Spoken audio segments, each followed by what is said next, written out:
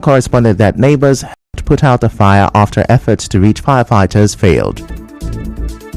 The fire started around that kind of 12. Nobody was inside actually, all has gone out. But it was not the complete block house. You can see what you're seeing there. That's the only block that you're seeing at the center. It was somehow a kind of batch. They were saying temporary. Suddenly, we just see fire. And before we know it, the team already consumed the whole building. We tried to call fire service, they will not respond. People come around, try their best to make sure they use water and omo to quench the fire. The eyewitness, who said the fire destroyed various building materials, called on the government to ensure that fire services are readily available to members of the public. River State government that all the fire service in River State should start working. They are not trying. Each area in this state is supposed to have a fire service of nearer to the people so that they can easily hold them, will not obstruct them. They will not give us, because now we were trying to reach the number, it was not going. And I believe if the number were going, they would not be able to do anything because they will tell you story. No water, no this. Away from that, flights were grounded at the Port Harcourt International Airport, Omagwa, on Wednesday morning following a protest by some women from the Ipo community in Ikwere local government area of River State. The protesting residents of Omagwa and Ipo communities barricaded the entrance of the airport, protesting the lack of power supply and other amenities. The protest caused a gridlock stretching from Airport Road to adjoining communities. The protesters, who trooped out as early as 7 a.m., complained that despite hosting the international airport and suffering from noise pollution daily, they are not paid any form of compensation, and there are no good schools in the area. We are doing peaceful protests. Airport is making use of our lands. They are not giving us work. Our children are graduating. No network, no lights, no better school, no better hospital. We have been talking to them for long. We have got a airport manager. We have talked to him. He gave us 30 days. After 30 days, we called them. They refused to answer us. So we decided on our own to come and do the protest. Then they give us our rights. They need to give us light. They need to give us water. And there is no network. So we are angry. We need those things so that we will be happy. We didn't come here for problem. We come for peace. Our farm Nama don't finish them. What we will carry it? So they know they pursue Nama. They know they give us our right. We come today to take our right.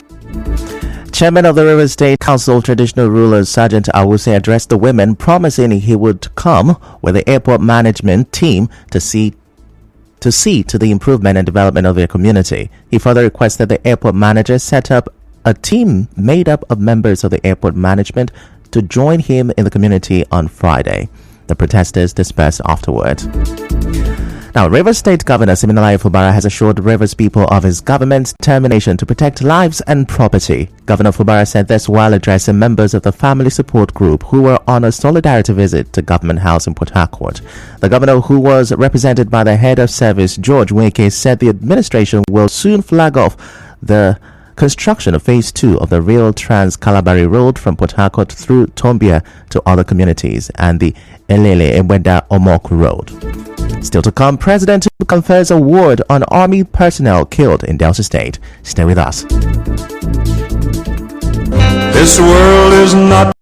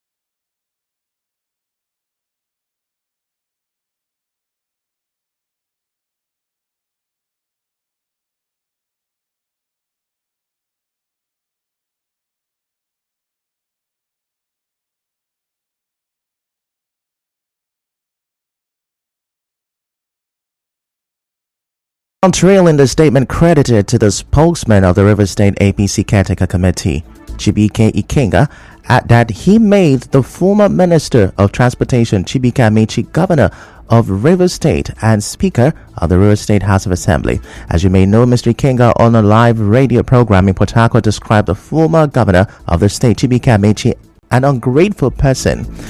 But speaking on this, a former director of finance at the NDDC, Chris Amadi, urged Rivers people to disregard such comments, saying Chibuike Ikenga is only seeking for political relevance. Mr. Amadi said Chibuike Ikenga has got several appointments through the generosity of Chibuike Amechi and owed the former governor an unreserved apology.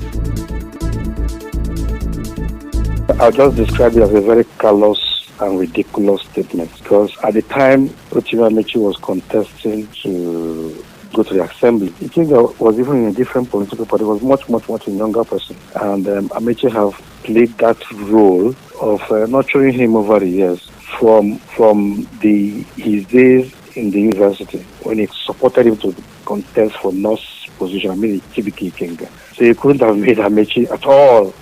It's ridiculous. And Amechi have seen him through most part of his political career.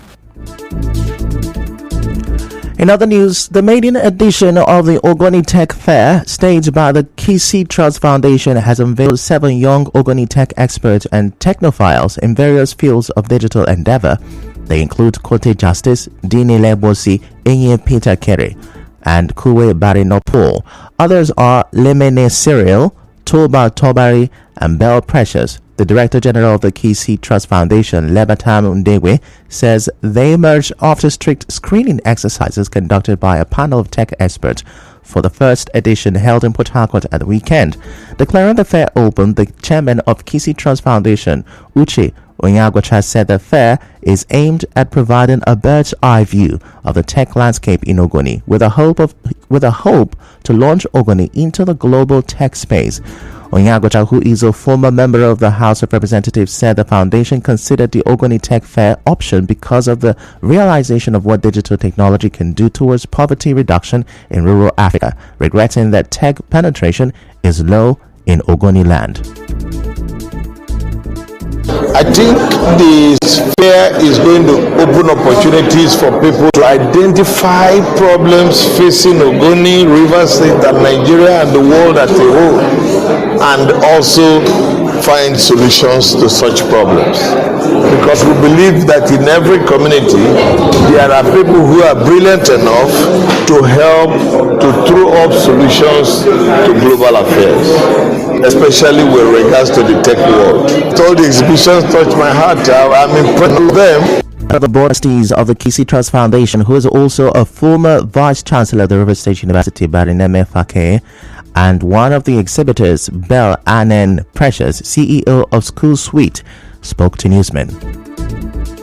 The future is technology, and the only way we can disrupt the development of Ogoni is to make sure that we have those people who are talented being sponsored and put in space, because if they are able to break through, that means that they've carried the whole community along. And so I encourage everybody who is from Ogoni and they are tech savvy to make sure they take advantage of this space that has been created by Kisi Trust Foundation. It also makes me to connect with people who are tech enthusiasts, who are from the Ogoni tribe. I will say a very big thank you to Kisi Trust Fund, because they have actually made part of my dream comes true, having this in the name of Ogonis. Highlights of the fair was the pitching and presentation of tech devices, including apps and websites, by the participants. The judges, led by Uche Aniche of Startup South, explained that the pitching was not a competition, saying the questioning and feedback were only to make the technologists dig deeper and do better. Now, President Bola Tinubu has conferred a posthumous national award on the 17 military officials killed in Okwama community in Delta State on March 14. President Tinubu made this known on Wednesday when he led governors, federal lawmakers, military top officers, dignitaries, families and friends to lay wreaths in honor of the slain officers and soldiers at the National Military Cemetery in Abuja. The 4 gallant officers have been accorded the award of members of the Order of Niger, MON. The 13 courageous soldiers who also lost their lives have been awarded the Officers of the Federal Republic Medal. I commiserate with the families of our fallen heroes and the entire armed forces. It is my prayer that God will comfort all who are bereaved as a result of this tragedy. On the spot, the Chief of Army Staff, Lieutenant General Taurid Labaja, assured the family members of the slain soldiers of maximum support. Recall that the soldiers were killed while on a peacekeeping mission to war in Okwama and Okoloba community. And Monday, April 1st, as public holidays to mark Good Friday and Easter Monday. The Minister of Interior, Olubunmi Tojojo, made this known in a statement. And now, we'll bring you news from around the world. Diomaye Faye has officially been declared winner of the presidential election in Senegal, winning 54.28% of votes in the first round. Now that's a wrap on the news this morning. Before we go, let's have a look at the major stories. The police have paraded suspected car snatchers and their witch doctor in Port Harcourt. Flights were disrupted yesterday as a protest rocked the Port Harcourt Airport. River State government says the construction of Phase 2 of Trans-Calabari Road will be flagged off soon. In other foreign scene, Diomaye Faye has emerged as the winner of Senegal's presidential election. The news was edited by Chioma Ezenwafo. To reach the news team, send an SMS or WhatsApp to 0808-721-7215. I am Ifechukwu Moyele. Many thanks for listening.